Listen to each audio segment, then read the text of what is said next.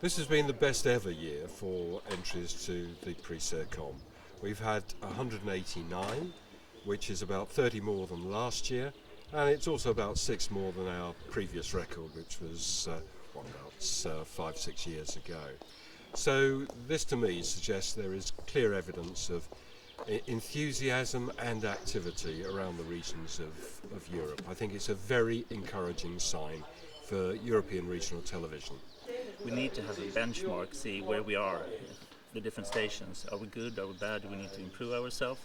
And the second thing is that we need inspiration. We need to see where the good ideas are. We need to get new ideas.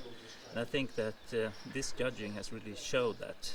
We get new ideas and we get a benchmark and eventually see that we are pretty good. In some cases we're not that good.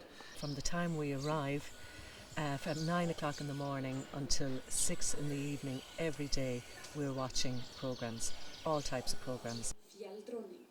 There's a criteria and you read that and we look through it very carefully. We look at, say, the directing, especially for fiction drama.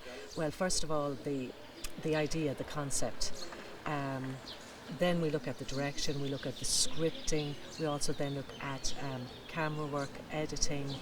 And we would also probably say, what country, whether they had much money, especially in all of the regional televisions.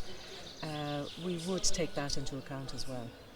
I'm looking for something that's out of the ordinary, something that is original, something that is well told, beautiful camera work, excellent editing, and from the content-wise, you want to have a very well told story, and that's, if you look at 40, 50 documentaries during these days, you will see that there are some great projects that are very well told. But you also see that's a very hard thing to do for some people. They have a great subject to tell, but then they don't bring it over. They go on side lanes. They don't stay on the main road. Every now and then a sideway might be interesting, but some of the documentary makers get lost and don't find a way back on the main road, and I think that's very pity. Either you argue that they have been there for 700 years. There were pairs, judging pairs, and we were looking at the programs, commenting it, and then discussing which program is the best. Sometimes it was very clear, quite quickly, whether it is a very good program or a regular program. What made you come to your decision about the eventual winner of the most original program? It really stood out. It really stood out in length. It really stood out in approach. It really stood out in involvement of the whole nation, actually, because it was about ship traveling through Norway. There was a Guinness record time of broadcasting, more than 100 hours. So those were the aspects that really stood out. It was something really original, so it was key.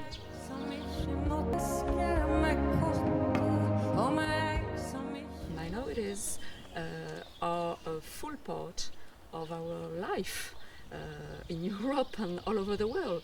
So public televisions should give minorities a real place in their schedule and in their broadcasts. Das war natürlich absolut verkehrt und an unexpected winner, because it does not present the victim point of view. It starts with something astonishing, the point of view of the murderer in a crime of honor.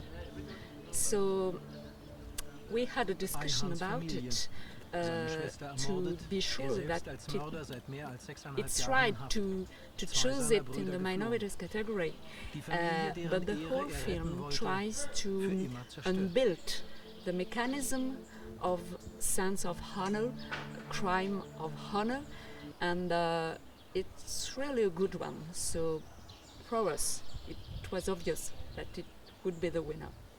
I'm happy. The spread over Europe for the different prizes is fantastic. I mean, they all are represented here. So the different resources, the different traditions, doesn't really count when it comes to good, intelligent ideas. Suddenly there's enormous improvements in quality, and it's really beginning to show.